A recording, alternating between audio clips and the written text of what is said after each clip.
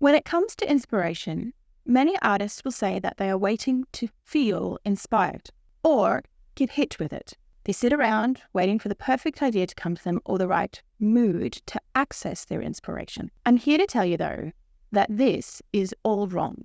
Hi there, my name's Tara. I'm an artist and creative coach. And today I'm going to teach you how to find inspiration and stay inspired. Let's go.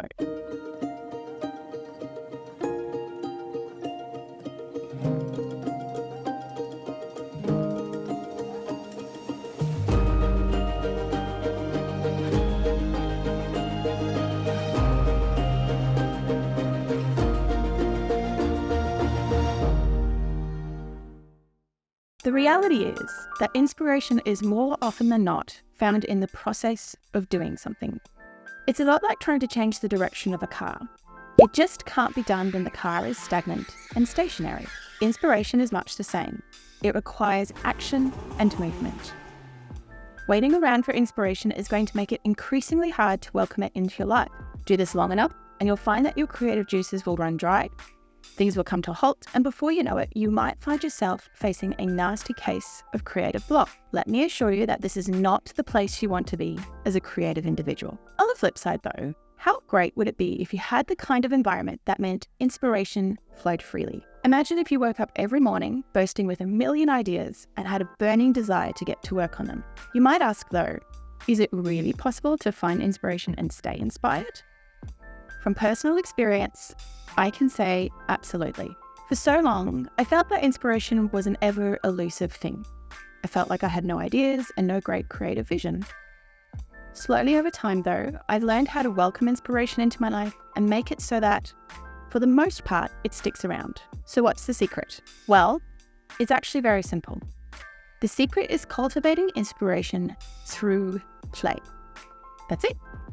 Good old-fashioned, frivolous, unserious play. So how do we do this? Well, before I answer that question, I'm going to break down a few fundamental points for you. Firstly, I'm going to define exactly what inspiration is. This definition is really important. Then I'm going to define what play is, especially for us as adults. Following that, I'm going to break down in detail exactly how to find inspiration and stay inspired through this play. So, what is inspiration? Inspiration is the connection of new ideas, which gives us the momentum to create something new. The most common understanding of inspiration I see today, though, is that it's an external thing that we're waiting for to hit us or come to us. Inspiration, though, in my opinion, is so much more dynamic. If it were an equation, it might look like this: environment plus stimulus or input plus activity plus time equals inspiration. It's this part of the equation that we're really going to focus on today: activity. What is play? Do a quick Google search and you will probably find a definition that looks something like this. Play: to engage in an activity for enjoyment or recreation, rather than a serious or practical purpose. So, coming back to our definition of inspiration, play is the activity part of that equation. When we're younger, play is natural and innate. It's second nature and it's a part of our growth, physically, mentally, and emotionally. As we grow older though, our sense of play is often knocked out of us. We become preoccupied with the necessities of life and forget how to engage in play. We become serious with a capital S. So more often than not, we don't often know what play looks like for us as adults. Play for adults is any activity that helps to engage or re-engage our sense of fun. This playfulness can often look like indulging the desires of our former child self. It can be frivolous, silly, and random.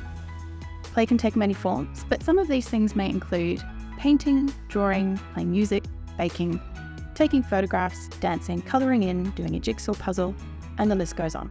Play for you may look a little different to this, but it's important to remember that it is essentially activity-based and involves frivolousness, enjoyment, and fun. As creative beings, it's deeply important that we understand the connection between play and inspiration. In my opinion, you cannot have one without the other.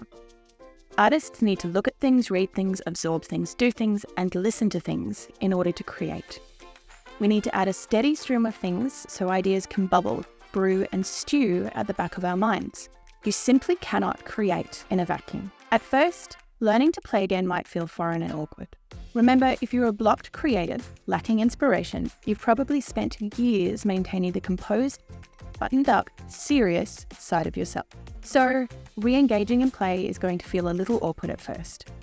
It can take a little bit of determined teasing, testing, and exploring before you might feel truly reconnected to your playful, fun self again. And, well, that's okay.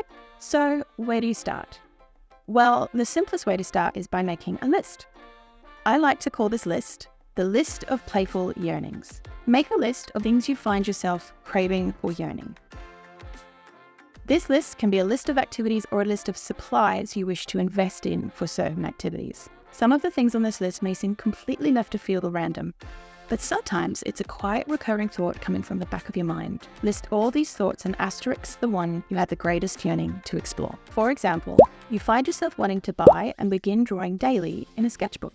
Or perhaps you find yourself wanting to spend an afternoon browsing the library for beautifully illustrated children's books. By implementing the things on this list, you'll find that conditions are a little bit more conducive to finding or being hit with inspiration. It's often in the process of this activity-based playing that we hit with an idea for a new project or technique we want to try. It's the process or act itself of play that allows for the creative juices to flow and for connections in the brain to be made. So going back to our examples, after some time you find that keeping a sketchbook eventually gives you ideas and confidence to begin painting.